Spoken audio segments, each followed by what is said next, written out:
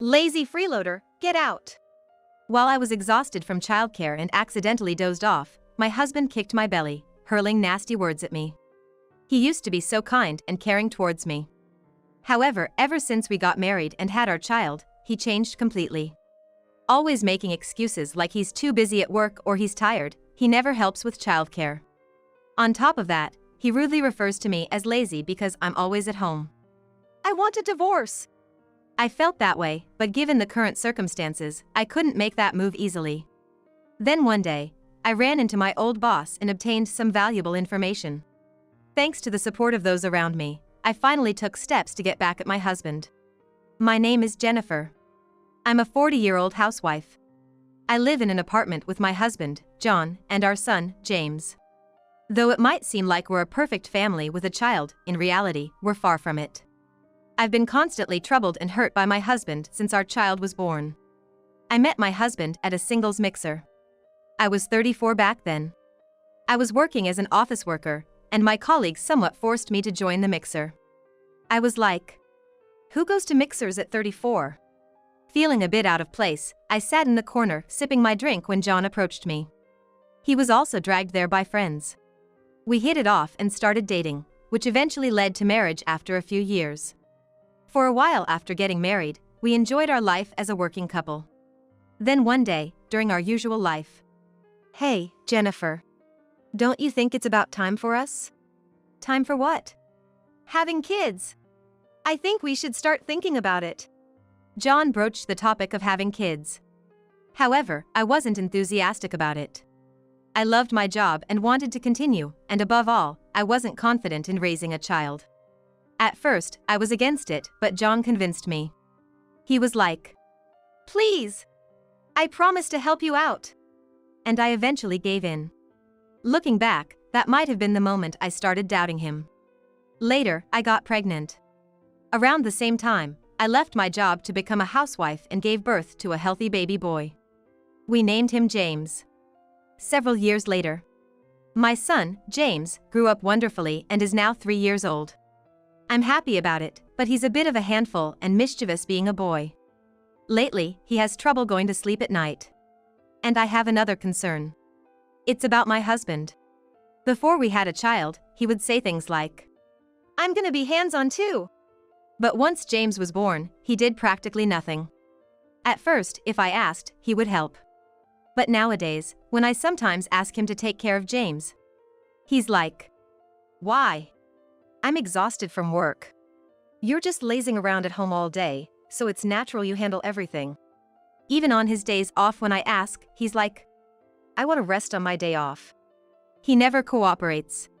I'm like, since he's our child, you should take care of him. Then he's always like, huh? Who do you think is making money? I'm working hard and making money, so you're able to live. You aren't working, so don't interfere. Indeed, it's true that thanks to my husband's job we can maintain our lifestyle, so I couldn't argue further. I've endured, biting back my words almost every day, always thinking that it's thanks to my husband that we can live this way.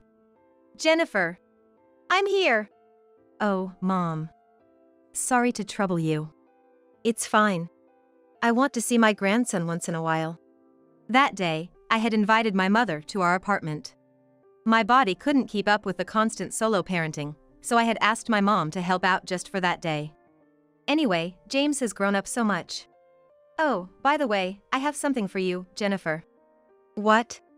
My mom took out something from her bag and was like, this one.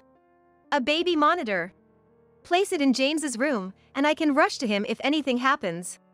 Are you sure? You don't even live nearby but came all this way. Don't say that. I already bought it, so it'd be a waste if you don't take it.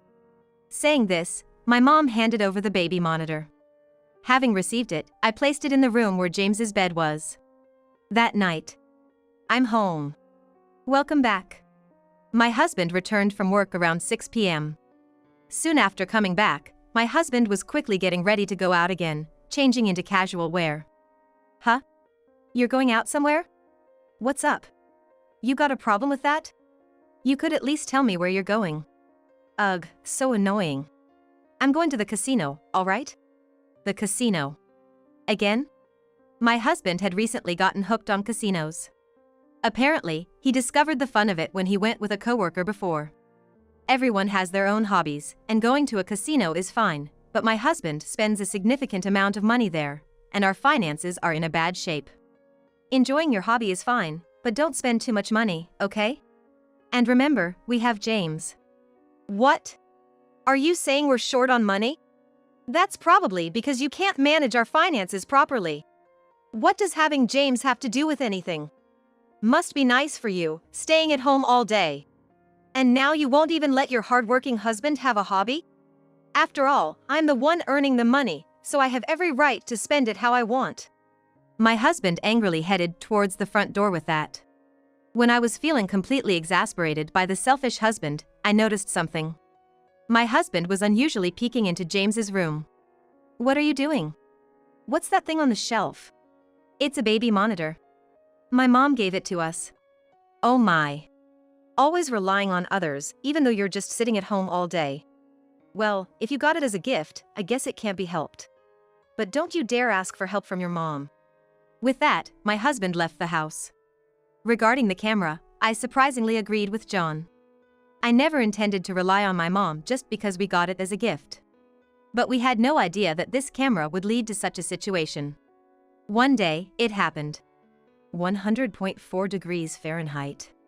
James had started running a fever since yesterday, and having been with him non-stop, I caught the fever as well. Hey, John. What? What is it? I'm sorry, but James started having a fever since yesterday. And now, it seems like I've caught it too. Can you maybe take a day off today? Are you kidding me? You can't just drop that on me and expect me to take a day off. Yeah, I know, I'm sorry. But can you at least come home early today? Look, I'm busy with work. And all this happened because you can't take proper care of James. You brought this on yourself, so I don't want to hear it. With that, he angrily headed off to work. Though James had a fever, it seemed he was feeling much better, energetically running around the house. I hadn't caught a cold in a while, and combined with the recent lack of sleep, I felt quite dizzy. Even in this state, I had to look after James and ensure all the household chores were done perfectly. If not, there's no telling what my husband would say. Come evening, James finally took his nap. All right, time to prepare dinner. Just as I thought this, I suddenly felt drained and collapsed into a deep sleep.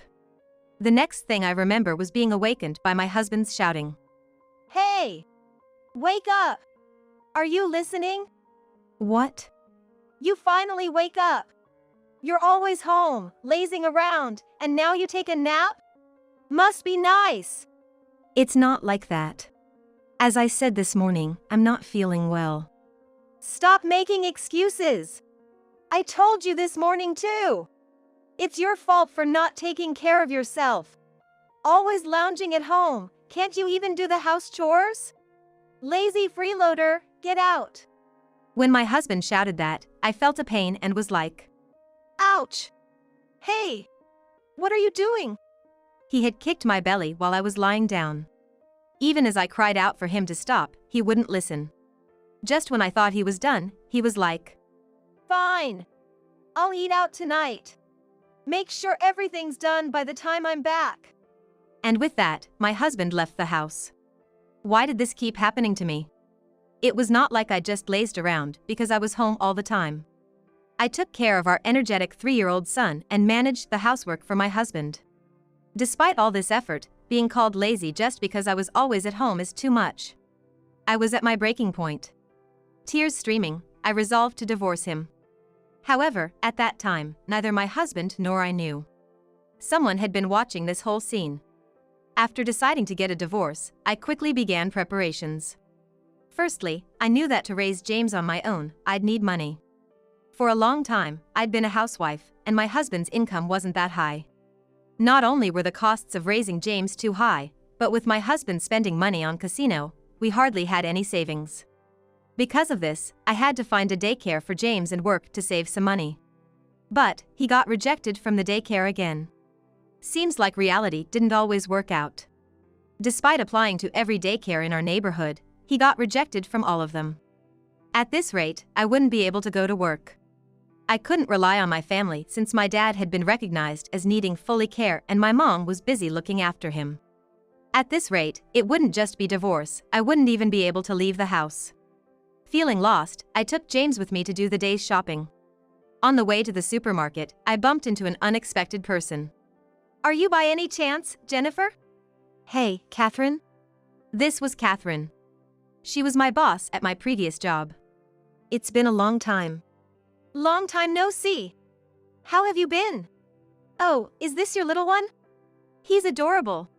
Hey, how about grabbing some coffee?" Accepting Catherine's offer, we headed to a nearby cafe. "Anyway, it's been such a long time. You've got a kid now, life must be good?" Catherine immediately asked about my family. I hesitated to tell her the truth, but since I used to confide in her a lot in the past, I decided to share.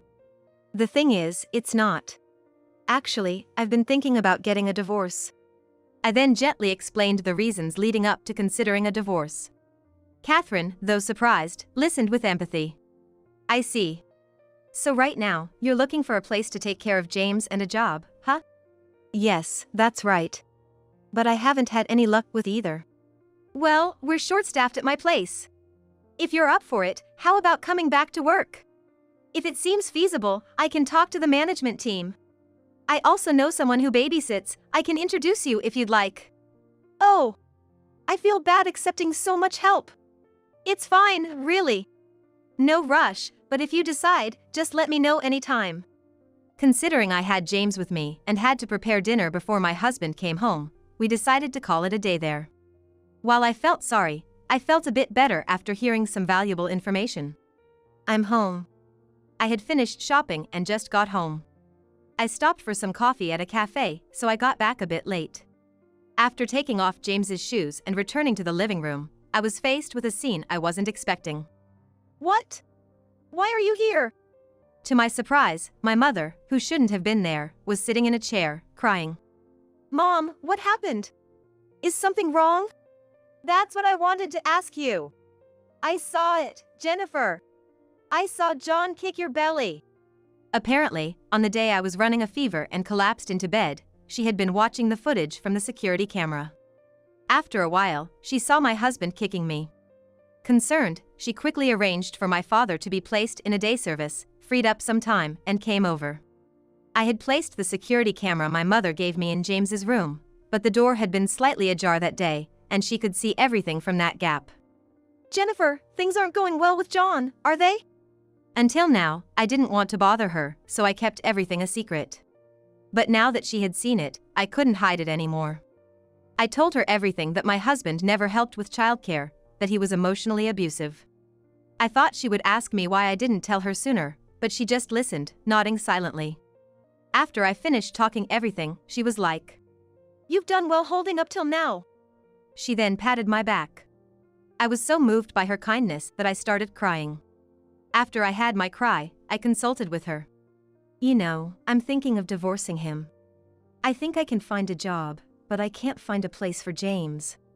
And I know it would be hard for you since you're taking care of Dad. There aren't many daycare options available. So, I'm not sure what to do." "Don't worry about that. I can take care of James. I was actually thinking of placing your father in a nursing facility soon, so the timing is perfect." "Really? Are you sure? I feel bad for Dad." "It's okay. Your father would understand. I can't just stand by and do nothing when my own daughter is going through so much." "Thanks, Mom." That was how all the problems I was facing regarding my divorce were suddenly resolved. Everything seemed to be falling into place. Maybe this was a reward from God for all the hard work I've put in. With my job situation sorted and having found a place for James, I began to move forward with the divorce. First, I started by packing to move back to my parents' house. I'd already told James to say bye to his daddy for a while and we would live with his grandma. James was still little, so he didn't seem to fully grasp the meaning, but he appeared excited about the new life ahead. Honestly, managing household chores, childcare, and preparing for the divorce were super tough. But my mom came over often while my husband was away and helped out in various ways. I gradually sent my belongings back to my parents' house. I also reached out to Catherine, ensuring that my return to work would be smooth. And finally, the day came. Take care. As I saw my husband off to work, I started making the final preparations. Mom, you can come out now. My mom had come over the night before to help out for this day. My husband, when he returned from work, typically only went to the living room, bathroom, and his own bedroom, so I had my mom sleep in James's room. I was worried he'd noticed, but since he never helped with childcare, he never entered James's room. So we got through the night unnoticed. The fact that things belonging to James and me were gradually disappearing from the house, and he didn't even notice my mother staying over, what a clueless man. With my mom's help, we packed all my stuff into the car and had a service take them to my parents' house. Well, thanks for everything, Mom. You sure you're okay? Maybe I should stay with you. I get your concern, but I'll be fine. I'm gonna settle this, promise. Saying that, my mom took James and went back to our family home first. Lastly, I packed up all of my husband's stuff into boxes, shipped them to a certain place, and waited for him to return from work. I'm home. Welcome back. Huh? Why are you dressed like that? You usually wear those boring gray sweatshirt. You going out later or something? Ignoring his usual sarcastic remarks, I took his belongings. Unaware of anything, my husband just walked into the living room as usual. What the hey? What's all this about? What my husband saw was an empty living room, devoid of any furniture. Panicking, he rushed to check his bedroom, James's room, the bathroom, and the toilet. Hey! What's going on here? Of course, it wasn't just the living room that was empty. Every room, the bathroom, the toilet, they were all empty. My stuff's gone, James is missing, hey! What's going on? Explain. Don't you see? I decided to terminate the lease and move out. Moving? Why did you decide that on your own? Well, first of all, this apartment was rented by me, so it's only natural I do what I want with it. Oh, is that so? So where's this new place? I bet James is there, huh? We better hurry. Leaving James home alone is dangerous. New place? I don't have one, John. What? It's obvious, isn't it? Because we're getting divorced. Divorced? What are you talking about? There's no way you, who haven't been working, can raise James on your own. Stop with that ridiculous idea. The one with the ridiculous idea is you, John. I've decided to return to my old job. I've found someone to take care of James, so there's nothing to worry about. No, you're the one who's crazy. If we divorce, you're gonna have to pay me compensation, right? You've been a housewife, and I've been supporting you. You'll have to pay me that compensation. You don't even have that kind of money. You really gonna go through with the divorce? What? I was too flabbergasted to even speak. At the last moment, my husband seemed to think he was in a position to receive compensation. I took out my smartphone and played a voice recording. It was a series of verbal abuse comments my husband had thrown at me over the years. After hearing this, you still think you're gonna get compensation?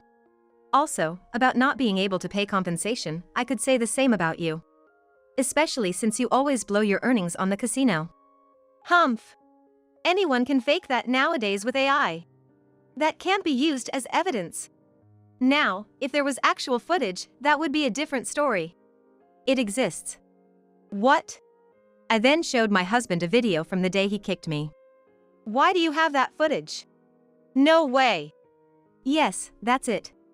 Remember that baby camera I showed you the other day? It recorded everything. And my mom saw it all live.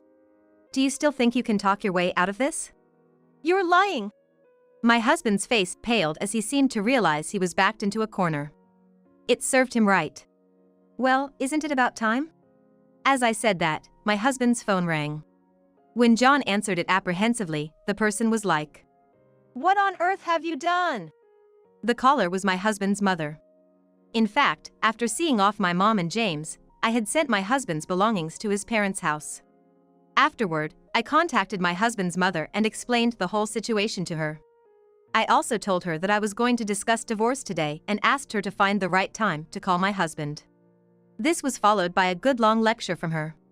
Jennifer told me everything. I've seen all the recordings and videos. What's with that attitude? The reason you can go to work every day is because Jennifer takes care of everything at home. And yet, you don't even thank her, and you treat her so poorly. I didn't raise you to be like this. Listen to what Jennifer says and come back home right now." And with that, my husband was taken back to his family's home. During the lecture, my husband was like a broken robot, just silently listening. "So, are you gonna confirm you contact the lawyer and leave quickly?" When I said that, my husband just agreed to contact a lawyer who assists the divorce process and slowly left the house. Finally, I was able to put an end to my life with my husband. After that, I left the apartment and headed back to my family home. I got a restraining order from the police just in case my husband decided to come to the family home, as I didn't want him around. I submitted the audio recordings and footage from the camera as evidence. It seemed he might even face arrest based on this evidence. I communicated with my husband through my lawyer. Apparently, my husband was like, "I want to take back the divorce and try again. I'll do better next time and I promise I won't do anything like that again. Please forgive me."